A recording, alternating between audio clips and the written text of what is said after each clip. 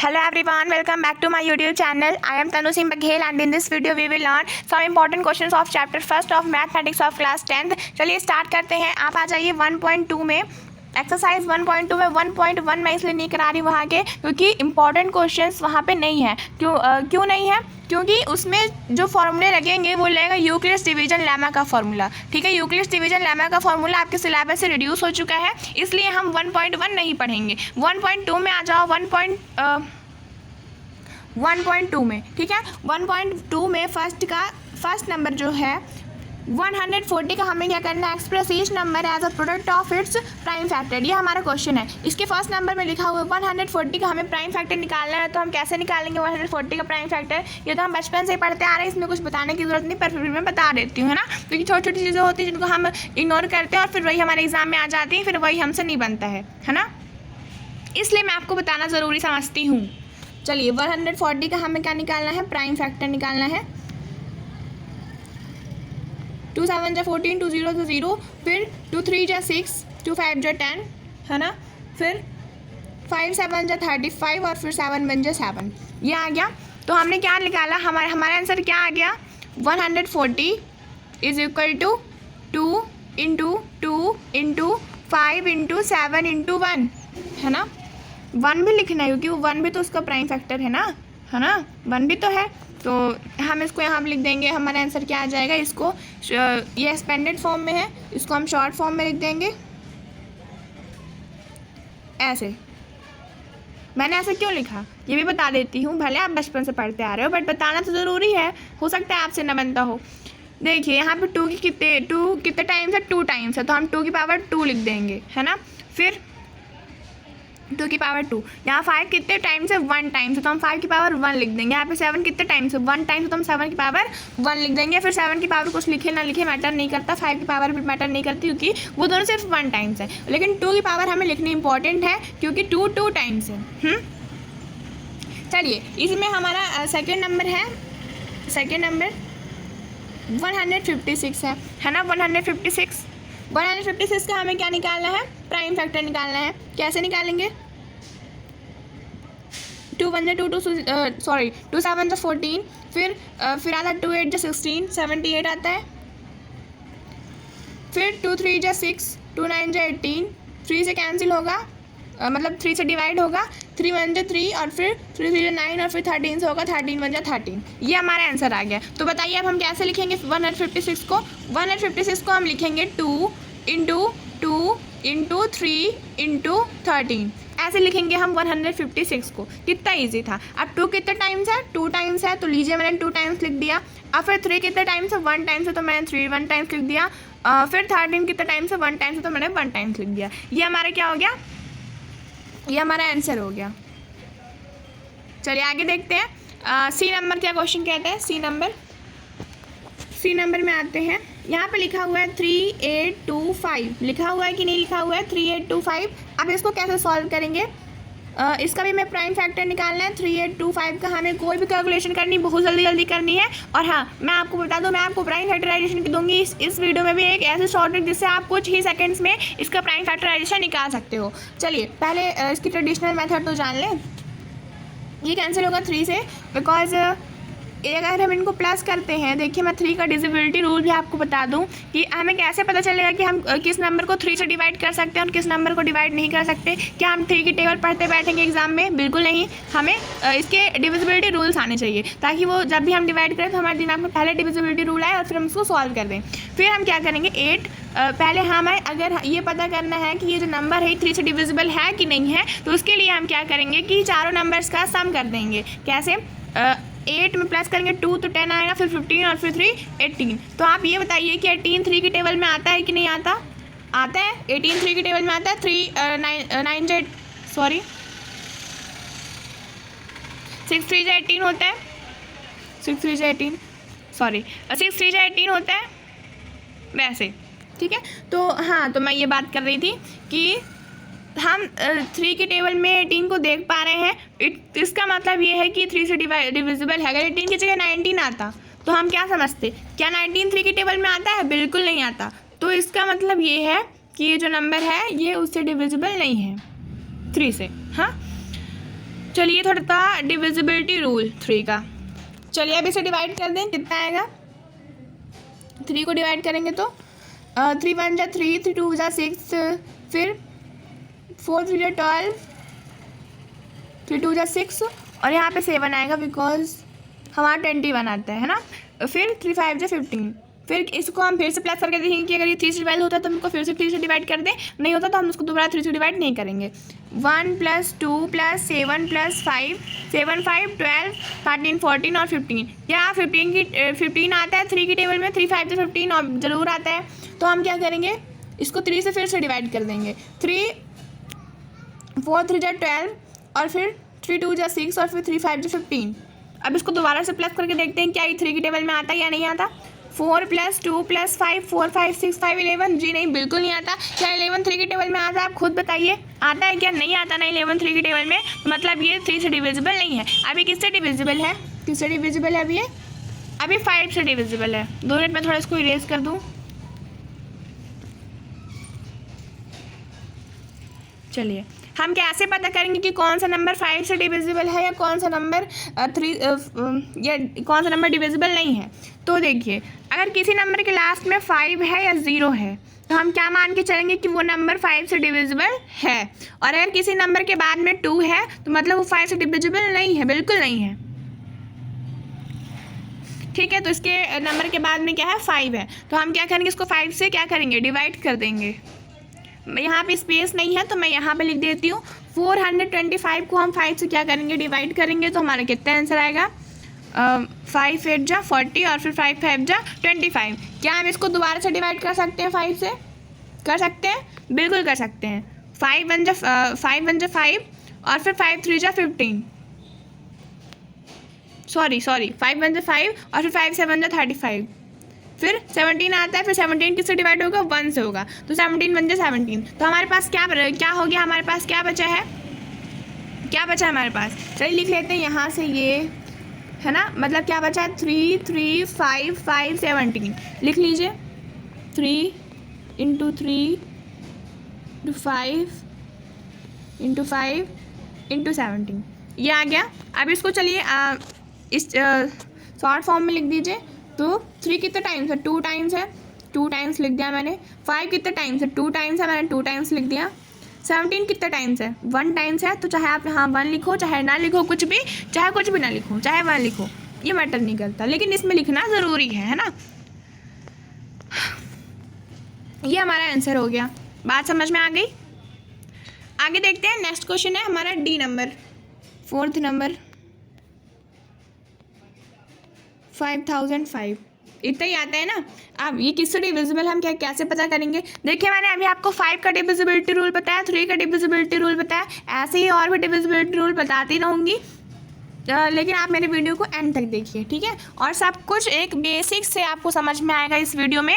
आपने भले ही क्लास में कुछ ना पढ़ा हो, लेकिन अगर आप मेरी ये वाली वीडियो देख रहे हो तो आपको क्लास में पढ़ने की कोई ज़रूरत नहीं है। यहाँ तक कि आपको बुक भी उठाने की ज़रूरत नहीं पड़ेगी। चलिए, हाँ, तो मैंने आपको 5 का डिविजिबिलिटी रूल क्या बताया था कि अगर किसी नंबर के यूनिट डिजिट में या लास्ट में बोला था मैंने, है ना। मैंने लास्ट में बोला था, यूनिट डिजिट नहीं बोलता, बट लास्ट का डिजिट और यूनिट डिजिट सेम होती है, ये भी बता दूँ मैं आपको। चलिए, ये क्या है? यूनिट डिजिट है, या इसी को मैं लास्ट डिजिट भी बोलती हूँ, है ना। तो इसकी यूनिट डिजिट में है 5 है ना। तो मैंने क्या बताया था कि अगर किसी की यूनिट डिजिट में 5 हो या 0 हो तो इट मीन्स कि वो नंबर 5 से डिविजिबल है। तो इसका मतलब ये नंबर भी 5 से डिविजिबल है, क्योंकि इसके लास्ट में क्या है? 5 है ना। तो क्या करेंगे अब हम इसको 5 से मतलब फैक्टराइज करेंगे। 5005, चलिए मैंने लिख दिया। 5 10 जा 50 और फिर 5 1 जा 5। फिर 1001 किससे डिवाइड होता है? जल्दी बताइए, 1001 किससे डिवाइड होता है? 7 से डिवाइड होता है ना।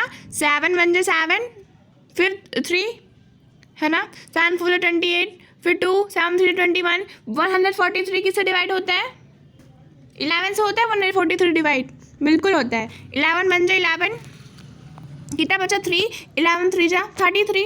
13 किससे होता है? सिर्फ 13 से होता है। 13 सिर्फ 13 से डिवाइड होता है, ये आपको पता होगा ना। 13 सिर्फ 13 से डिवाइड होता है। तो हमारे पास क्या आंसर आएगा? ये लीजिए, मैंने लिख दिया। तो हमारे पास क्या बचा हमारे पास? 5 7, 11 और 13 सभी के सभी 1 टाइम्स है, 1 टाइम्स है सभी के सभी, है ना। तो हम क्या आंसर लिखेंगे, हमारे पास क्या आंसर आ गया इसका, 5 × 7 × 11 × 13। क्या ये आंसर राइट है? बिल्कुल राइट है। और हाँ, अगर हम इनको इंटू करते हैं तो हमारा आंसर वही आना चाहिए जो हमारे क्वेश्चन में लिखा है, तभी हम समझेंगे आंसर राइट है या रॉन्ग है। ये कॉमन सेंस की बात है ना। ये हमें तो आता है कि अगर हम इसको मल्टीप्लाई करेंगे तो हमारा आंसर क्वेश्चन में आएगा। ठीक है, नेक्स्ट क्वेश्चन देखते हैं। ये तो था 4th नंबर, लेकिन 5th नंबर मैंने सुना है थोड़ी टफ है। ऐसा बिल्कुल नहीं है, कुछ टफ नहीं है। 729 को हम क्या करेंगे, 7,429 को हम क्या करेंगे, डिवाइड करेंगे। डिवाइड नहीं करेंगे, फैक्टराइज करेंगे। सॉरी, मेरे मुँह से गलती से बार बार निकल आता है। इसको डिवाइड करके सॉल्व करते हैं। इसलिए देखो ये किससे कैंसिल होगा, ये बताइए अब ये किससे कैंसिल होगा। चलिए टेबल पढ़ लेते हैं ना, 17 की टेबल पढ़ लेते हैं। 17 से कैंसिल हो रहा है, ये हो रहा है ना, हो रहा है कि नहीं हो रहा है, हो रहा है। 17 6 जा, एक बार देख लेते हैं। 6 7 जा 42, कैरी आई 4, 6 1 जा 6 4 10, बिल्कुल नहीं हो रहा है, नहीं हो रहा है। अच्छा, अब हम क्या करेंगे, 17 5 जा करेंगे, 7 5 जा 35 की कैरी आई 3, बिल्कुल नहीं हो रहा है ये। मैं ऐसे मल्टीप्लाई करके इसलिए आपको बता रही हूँ ताकि आपके समझ में आए कि हम इसको डिवाइड भी कैसे करते हैं। अगर आपसे नहीं बनता तो आपको समझ में आए। मेरा एम ये है कि मैं आपको एक बेसिक से समझाऊँ, ठीक है। ऐसा नहीं है कि इसको हम डायरेक्ट डिवाइड नहीं कर सकते, कर सकते हैं, लेकिन अगर ऐसा समझ के करेंगे तो ज़्यादा आसानी होगी। 17 4 जा होता है, 7 4 जा 28 की कैरी आई 2 और 4 1 जा 4 5 6, तो हमारा आंसर आता है 68। तो 17 4 जा 68, फिर 68 में माइनस करेंगे 74, तो हमारे कितना आएगा, 4 और 1, 14 आता है, 14। चलिए इसको अगर हम फैक्टराइज करते हैं तो हमारा आंसर आता है, क्या आंसर आता है हमारा, मैं ऐसे सॉल्व करके बताऊंगा। देखिए वीडियो बहुत लंबी हो जाएगी और ये क्वेश्चन थोड़ा लेंथी है। तो इसका आंसर आएगा हमारा 17 × 19 × 23। तो आप इसको क्या कर सकते हो, इसको फैक्टराइज करके सॉल्व कर सकते हो, ठीक है।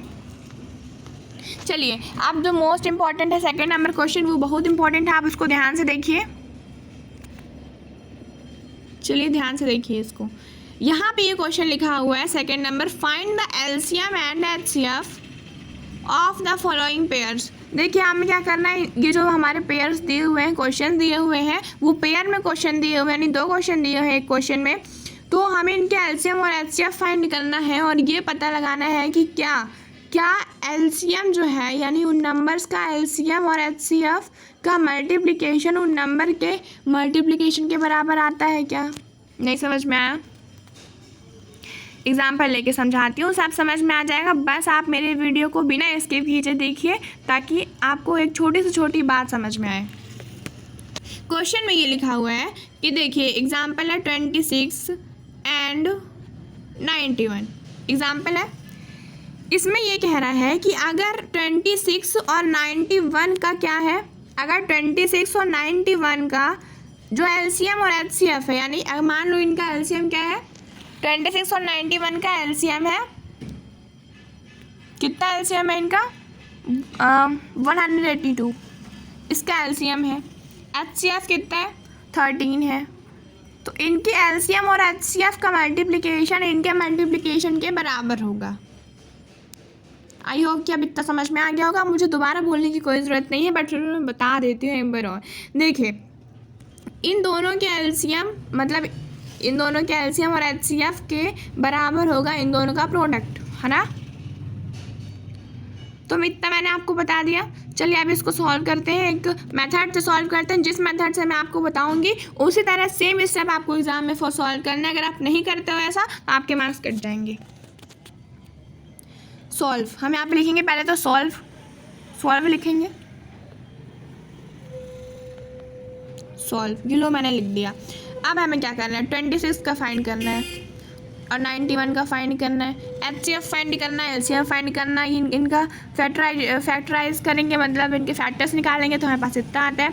अच्छा, कुछ स्टूडेंट्स मुझसे बोलते हैं कि दीदी क्या हमें एग्ज़ाम में ऐसे फैक्टराइज करने की ज़रूरत नहीं, हम डायरेक्ट ऐसे लिख सकते हैं क्या? बिल्कुल नहीं लिख सकते। हमें अगर हम सॉल्व कर रहे हैं तो मान लो ये हमारी आंसर शीट है, ये हमारी आंसर शीट है ना। अगर हम ये वाला क्वेश्चन यहाँ पे सॉल्व कर रहे हैं तो किनारे में हमें क्या करना है, इसको फैक्टराइज भी करना है। आपको कॉलम खींचने की कोई ज़रूरत नहीं है, कोई ज़रूरत नहीं है आपको कॉलम खींचने की, लेकिन किनारे में आपको फैक्टराइज करके सॉल्व करना है। बात समझ में आ रही है? चलिए सॉरी,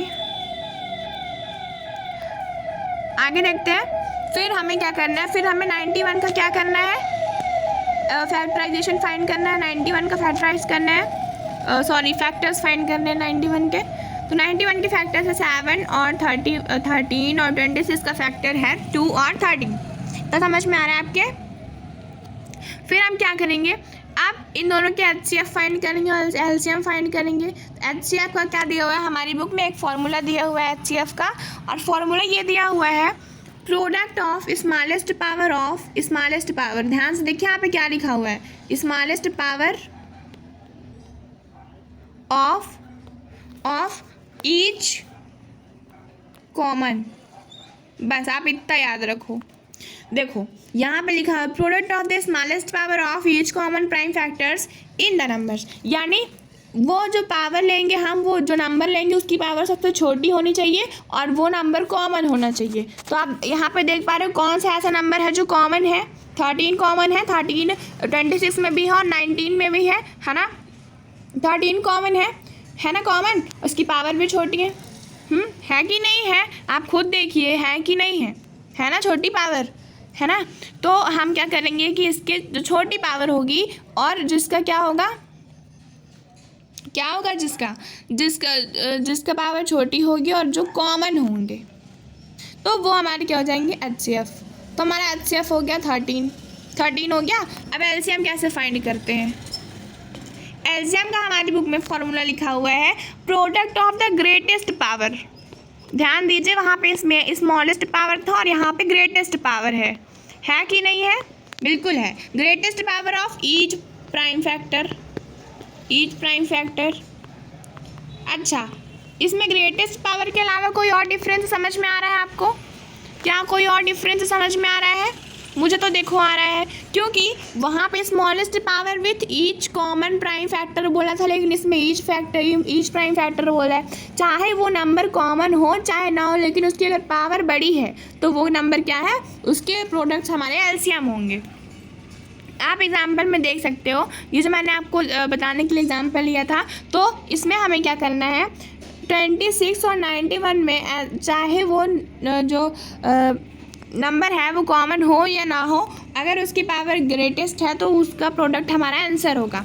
तो यहाँ पे 2 है, 2, 13 और 7, यानी सभी नंबर्स का मल्टीप्लाई करना है, ठीक है। उसकी पावर भी ग्रेटेस्ट होनी चाहिए। तो 2 × 13 × 7 हमारा LCM हो जाएगा। HCF मैंने निकाल लिया था, अब LCM निकालते हैं। तो 2 × 13 × 7 इज इक्वल टू 182। क्या ये हमारा आंसर है? बिल्कुल, ये हमारा आंसर है और राइट आंसर है। ये लो, आप हमेशा जब भी आंसर निकाला करो तो ऐसे फ्रेम कर दिया करो ताकि टीचर को समझ में आए और इससे हमारे मार्क्स अच्छे से मिले, है ना। टीचर पछता के नंबर ना दे हमें। तो हाँ, तो इस जो क्वेश्चन का कॉन्सेप्ट ये कहता है, इतना तो हमने सॉल्व कर लिया ना, इतना हमने सॉल्व। अब इस क्वेश्चन का कॉन्सेप्ट ये कहता है कि इसका जो LCM होगा, क्या होगा, LCM, और इसका HCF दोनों का प्रोडक्ट किसके बराबर होगा, उन नंबर्स के बराबर होगा, यानी प्रोडक्ट ऑफ नंबर्स। चलिए अभी हम इनको मल्टीप्लाई करके देख लेते हैं, सब समझ में आ जाएगा। HCF कितना देखा था हमने दोनों का, 13 देखा था, और LCM देखा था 182, और ये नंबर्स क्या है, 26 है और 91 है। दोनों का प्रोडक्ट क्या आता है, देखो मैंने तो मल्टीप्लाई कर लिया, मेरे मल्टीप्लाई करने पर आंसर आता है 2366 और 2366। यानी हमने इसको वेरीफाई कर दिया कि जो इसका LCM और HCF का प्रोडक्ट है वो इन नंबर्स के प्रोडक्ट के बराबर है। तो ऐसे ही आपको बाकी के दोनों क्वेश्चन सॉल्व करने हैं। ये भी एक इम्पॉर्टेंट क्वेश्चन में ही था। चलिए नेक्स्ट क्वेश्चन देखते हैं। Given that HCF HCF of 306 and 657 is equal to 9 समझ में आ रहा है। अगर इसका HCF कितना है 9 है तो इसका LCM कितना होगा। अब आप सोच रहे होगे इसके HCF से इसका LCM का क्या रिलेशन है। बहुत रिलेशन है। कैसे? अगर हमें कोई भी नंबर दिया हुआ है, अगर हमें क्या दिया हुआ है, कोई भी नंबर दिया हुआ है। अच्छा, मैंने एक क्वेश्चन छोड़ दिया, क्वेश्चन नंबर 3 मैंने छोड़ दिया है, पर क्वेश्चन नंबर 4 ज़्यादा इंपॉर्टेंट है, पहले मैं उसको बता देती हूँ। अगर हमें कोई भी नंबर दिया हुआ है जिसमें हमें क्या करना है, अगर हमें 2 नंबर दिए हुए हैं और अगर हमें उनका HCF दे, उनका LCM फाइंड करना है तो हमें क्या करना पड़ेगा, मैं वही पूछ रही हूँ। हमें इन दोनों नंबर्स का मल्टीप्लिकेशन करके उसके HCF से डिवाइड कर देंगे तो हमारा LCM आ जाएगा। ठीक है, बहुत इजी क्वेश्चन है ये।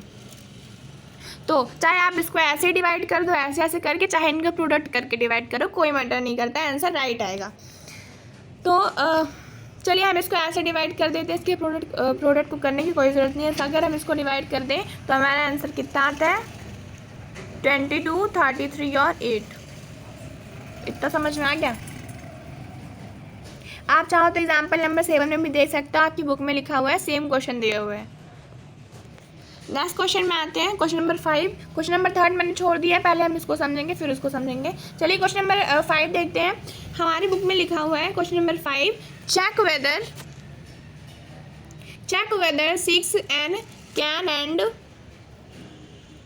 can end with the digit 0 और any natural number n। Question समझ में आ गया? क्वेश्चन समझ में आ गया है क्या? हमें चेक करना है कि जो 6n है, 6n का मतलब समझ रहे हो, उसकी कोई पावर है जो n है, वो खत्म हो रही है 0 से, जो कि कोई भी नेचुरल नंबर, n कोई भी नेचुरल नंबर है। तो हम कैसे पता करेंगे? देखो हमें पता है 5 का डिविजिबिलिटी रूल मैंने आपको बताया था ना। 5 कोई भी नंबर 5 से तभी डिवाइड होगा जब उसके लास्ट में क्या होंगे, 0 होंगे या तो 5 होंगे। तो अगर हम 6n का प्राइम फैक्टराइजेशन निकालें तो हमारे पास 2n आता है और 3n आता है। आता है कि नहीं आता? 3 2 6 और n है ना। ठीक है, अगर हम इसको ऐसे करते हैं तो इसमें क्या है, 5 क्या इसमें प्राइम फैक्टर है? 5 क्या प्राइम फैक्टर है? नहीं है ना। तो अगर इसमें 5 प्राइम फैक्टर नहीं है तो इसका मतलब ये जो है वो 0 से एंड नहीं होता। ठीक है, तो हम क्या लिखेंगे, we know that 6n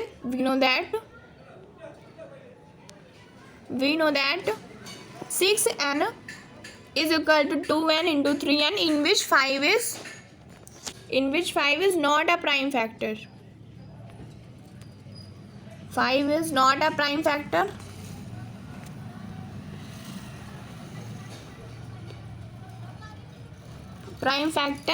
And the number which end with the digit 0 is divisible by 5 and has 5 as prime factor. ठीक है, इतना आपको लिखना है। ये क्वेश्चन आपके समझ में आ गया।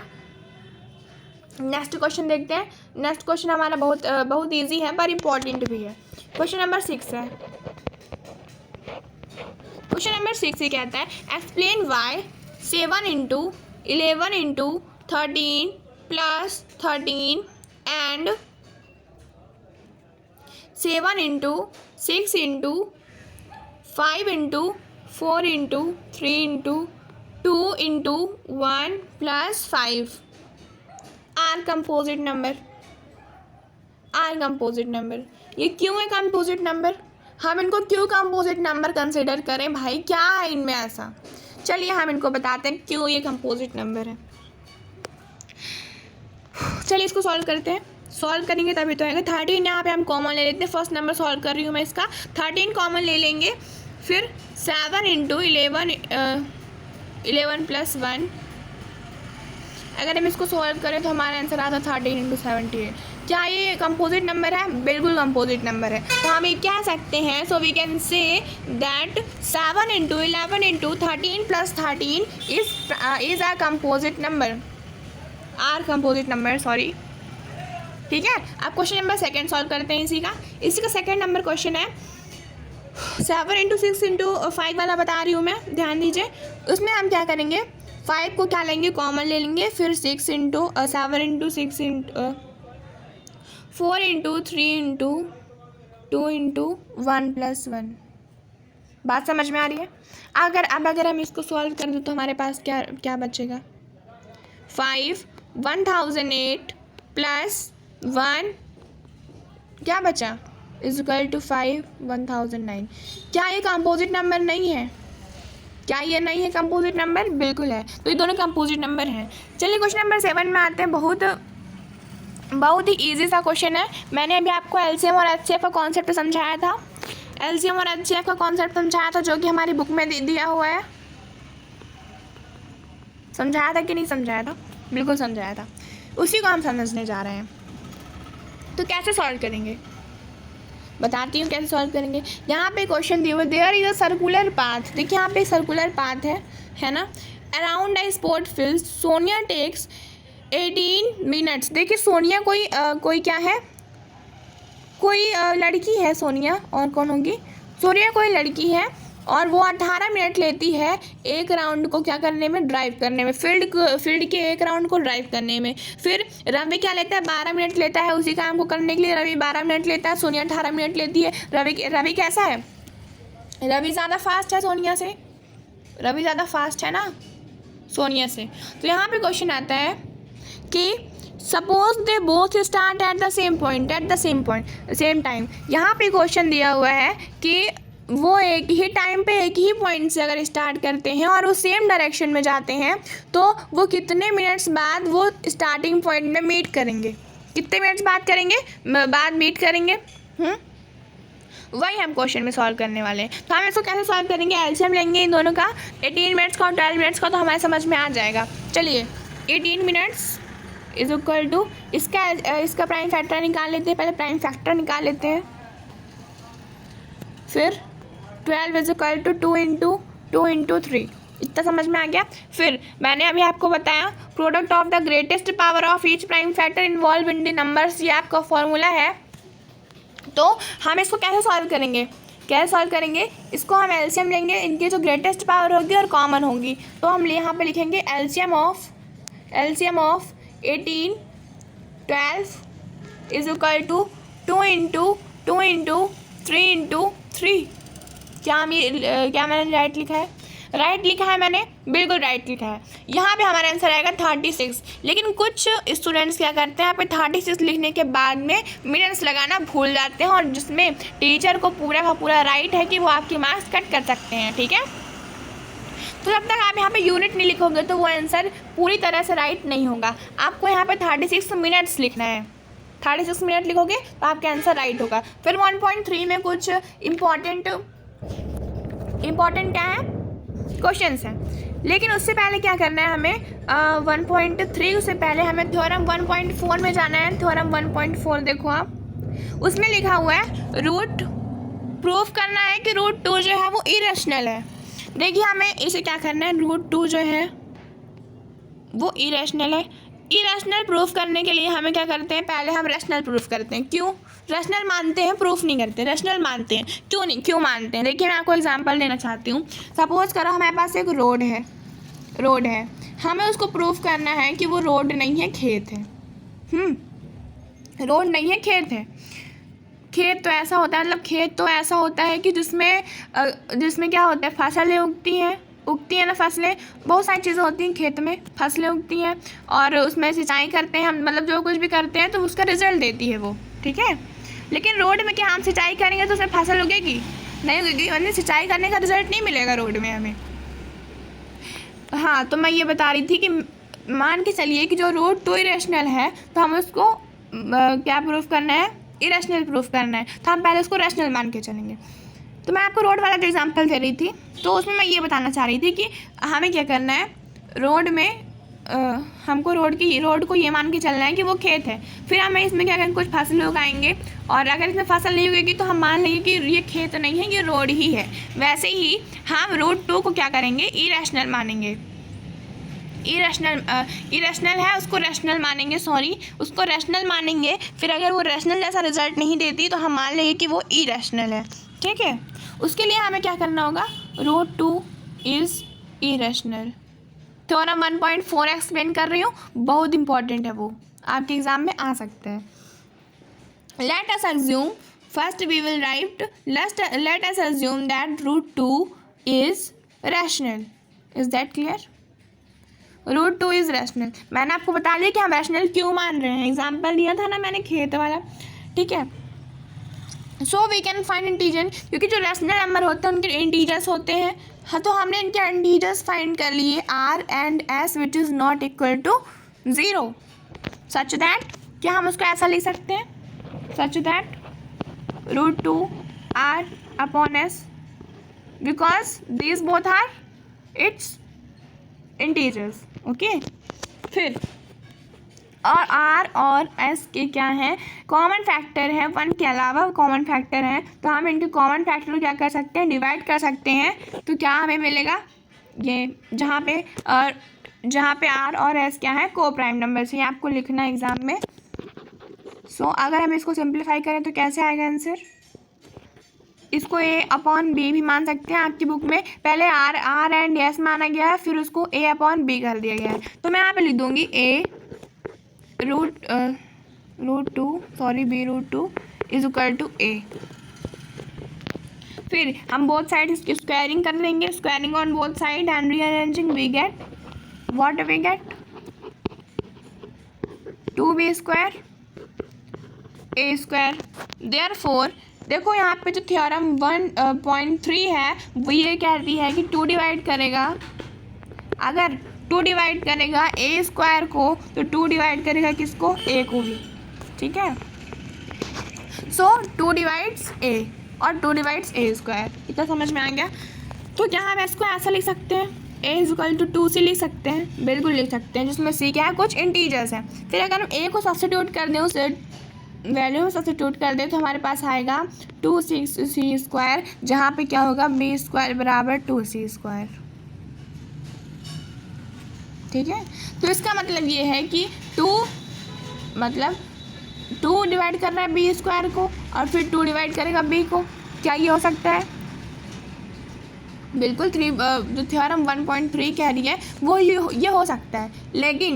लेकिन क्या है, हम इसको कैसे मान के चले, तो इसका आंसर आ रहा है, कैसे मान के हम इसको सॉल्व किए हैं, हम इसको रैशनल मान के सॉल्व किए हैं, पर अगर इसको हम इरेशनल मान के सॉल्व करते तो ये हमारा आंसर नहीं आता, ठीक है। तो हम इसको बोलेंगे this contradiction has arisen because of our incorrect assumption that root 2 is rational. बात समझ में आ रही है?